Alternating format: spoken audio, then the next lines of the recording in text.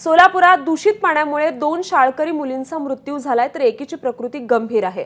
दूषित पाण्यामुळे मुलींचा मृत्यू झाल्याचा नातेवाईकांचा आरोप आहे। मोदी परिसरातील बाबू जगजीवन राम झोपडपट्टीतील धक्कादायक ही घटना आहे।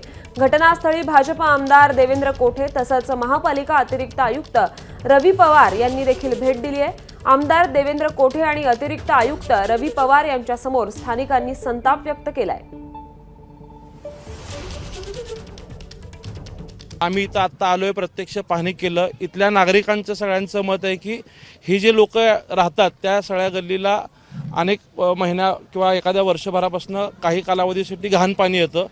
मेन चौकात काहीतरी चेंबरमधनं पिण्याची पाईपलाईन गेलेली आहे। त्या चेंबरमध्ये ज्यावेळेस गाळ असतो त्यावेळेस यांना घाण पाणी येतं आणि ते चेंबर साफ केल्यानंतरनं इतर काळी त्यांना पाणी स्वच्छ येतं आणि आत्ता मागच्या 8-10 दिवसात घाण पाणी आलेलं आहे आणि ते पाणी पिल्यामुळं झालं आहे असं त्या कुटुंबाचं मत आहे। येथील नागरिकांच्या तक्रारीनुसार आम्ही या ठिकाणी येऊन समक्ष सगळे चेंबर्स पाहणी केलेली आहे।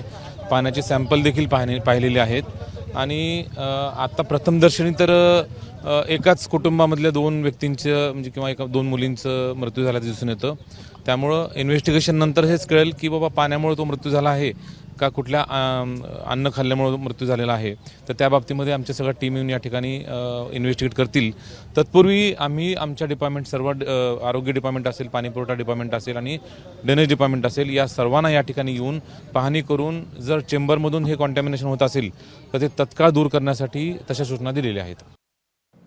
दरम्यान सोलापुरात संतप्त नागरिकांनी रास्ता रोको केलाय, याचाच आढावा घेतलाय आमचे प्रतिनिधी आफताब शेख यांनी। सोलापुरातल्या जगजीवन राम झोपडपट्टी येथे दूषित पाण्यामुळे मृत्यू झाल्याची घटना घडल्यानंतर नागरिकांनी असा आरोप केल्यानंतर आता स्थानिक नागरिक जे आहेत ते आक्रमक झालेले आहेत आणि आंदोलनाच्या भूमिकेवर जे आहेत ते सगळे पोहोचलेले आहेत आणि या मोदी परिसरामध्ये असलेल्या झोपडपट्टीमधले हे सगळे नागरिक जे आहेत ते आता रस्त्यावरती आलेले आहेत आणि ठिय्या आंदोलन करतायत आणि रस्त्यावरती बसलेले आहेत। सगळे काय भूमिका आहे? कालच्या दंडात 2 मुलं दगावले शाळकरी, अजून 2 मुलं सिरियस आहेत। 4 मुलं शाळकरी मुलं सिरियस झालेत, 4 मुलं सिरियस झालेत।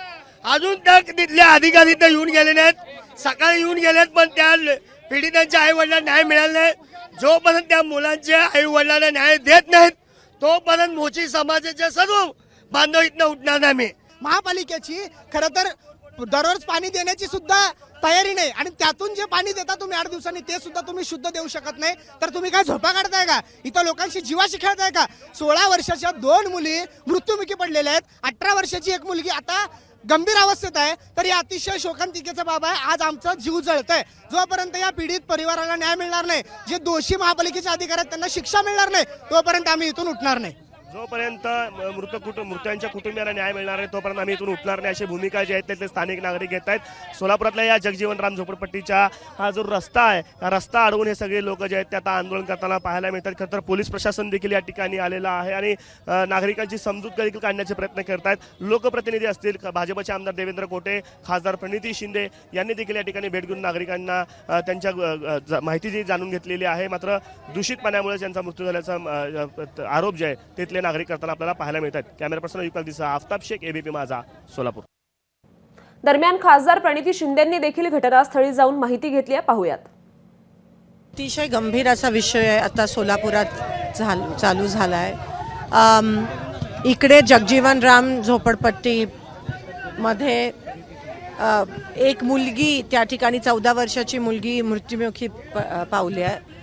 सोलापुरात काही दिवसापासून घाण पाणी येत आहे। तुम्हाला आठवतंय की 15 वर्षापूर्वी कॉलेरा झालेला, कारण का पाईपलाईन कुजलेल्या।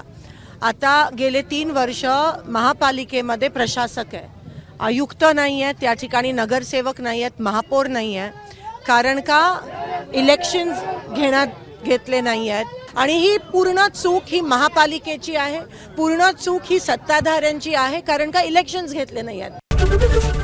एबीपी माझा, उघडा डोळे बघा नीट।